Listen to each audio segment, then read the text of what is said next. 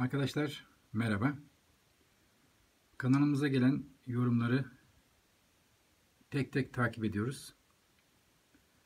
Ve her yoruma cevap olacak şekilde video çekimi yapıyoruz. Bir arkadaşımız demiş ki telefonum kulaklıktan ses normal konuşmalarda ses geliyor ama WhatsApp konuşmalarında ses gelmiyor demiş. Hemen onun için çekim yapalım. WhatsApp'a giriyoruz. Hemen buradan ayarlara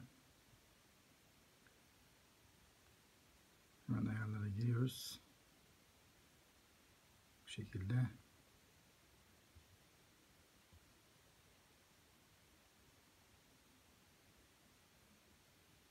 Şimdi sohbetler geri saklama alanı ve veriler. Arkadaşlar yukarıdan aşağı bakıyoruz. Saklama alanını yönet. Diğer videomuzda size şimdi WhatsApp ile ilgili bazı şeyler söyleyeceğim, önemli. Önce arkadaşımızın sorusuna cevaben. Ses kulaklıktan gelmiyor demiş.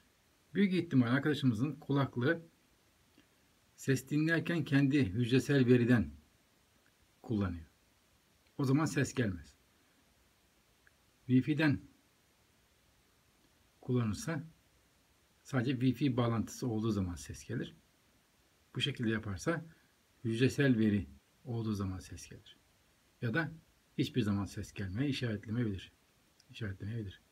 Şimdi biz yine Wi-Fi'den yapacağız. Ses her zaman Wi-Fi'den gelsin. Ayarlar. Evet arkadaşlar. Bu şekilde kontrol edin. Siz de. Teşekkürler, iyi günler.